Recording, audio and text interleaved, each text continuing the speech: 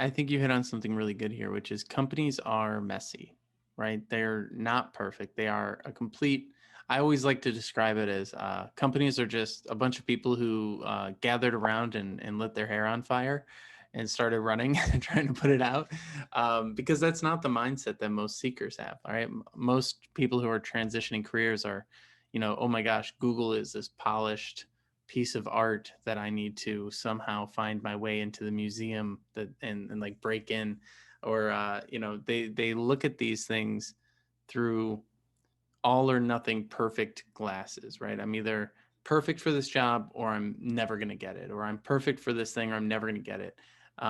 And when we think with a little bit more of a long-term perspective, I think that that messiness, that understanding that there's always something to fix, there's always something that's not right, I think is important to keep in mind, because we can get pretty debilitated, or even stopped in our tracks if we try to, it's that whole thing. It's like, oh, well, I want to draw something, but I look at all these amazing artists, or I want to play guitar, I want to do whatever the thing is. You get discouraged because everyone else is so good, but kind of realizing that everyone kind of sucks to some degree is a Yep. healthy mindset to bring to it. What are some of the things that maybe you've seen throughout your career that helped foster that way of thinking?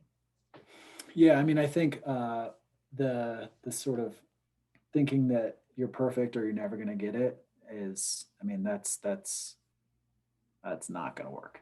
Um, I mean, I think of like if I think of a job description.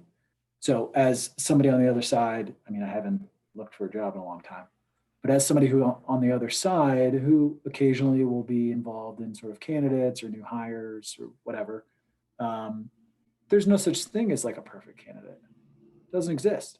If there's a job posting and that job has 5 bullets that are the 5 most important thing about the job, if you got three, 3.5, you're probably like one of the best candidates that that company has seen.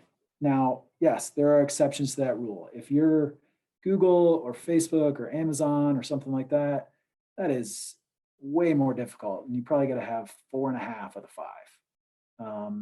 However, you could probably take one job step backwards to something, a job title that's a little less than your past thing, and you'll check all 5 of those boxes. And by the way, those companies will outpay for that anyways. So like, there's always a way. If there's a will, I think that's real. Like if there's a will, there's a way. Um, is a real thing that I think more people should really like embrace that sort of concept. And where are you seeing that most? Are you on the hiring side looking at candidates and noticing that in people that you're seeing?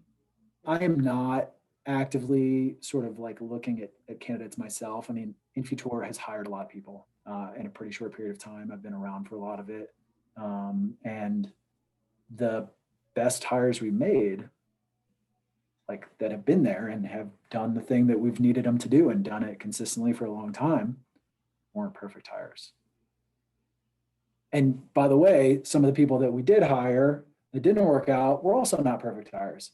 It's what you forget as a job seeker, is you forget that it's a human decision on the other side. People make mistakes on the other side. So like this whole like I have to be perfect, this perfect candidate for that imperfect person to hire me is not, it's not real.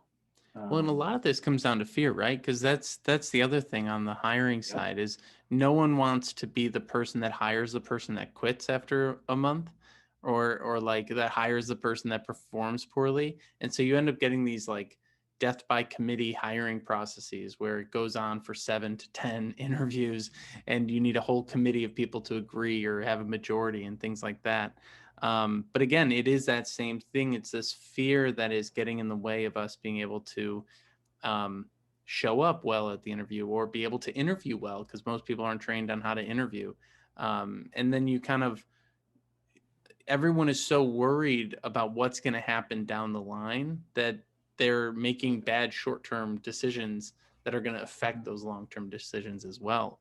And I think the same thing goes with, our finances, with the way that we invest our time and our money and things like that too, right? Someone looks at the stock market and like me, and I just go, whoa, that's crazy. I'm just going to invest in myself because I don't know. I don't know how to play that game yet. But there's this like, but that sometimes that long-term gets overwhelms the short-term thinking. So what are some of the things that maybe a job seeker or someone could start doing on a smaller level to make better daily decisions along the way if they're maybe going through the job search right now? Email 5 people every day that you want to be like. I mean, that's a solid advice. I don't want to add to it, but I want to go deeper on it. When have you, I mean, you're in sales, right? So you have a perspective that I think a lot of people get envious of because they're like, well, I'm not a salesperson, right? And this is where the excuse creep comes in. And I know this is what Yep. maybe gets you fired up a little bit. So I'm curious what your thoughts are on Yeah. that. Yeah. I think the fastest road to success is a straight line. The less thinking, the less over analyzing, the less worry about what the other person's going to think, the more likely you are to get the outcome that you're looking for. So, like I say, email 5 people you want to be like every day, because in my mind, that takes less than 10 minutes a day. Mm-hmm. If you don't do that all the time, you're like, I don't have those 6 hours a day to find those 5 people, write a message, rewrite the message 6 times, find their email address. Like, it's 10 Read their minutes. entire If autobiography online. it's 10 minutes to do that, if you're not like analysis paralysis on it, 10 minutes. And if you don't have 10 minutes, you're lying to yourself.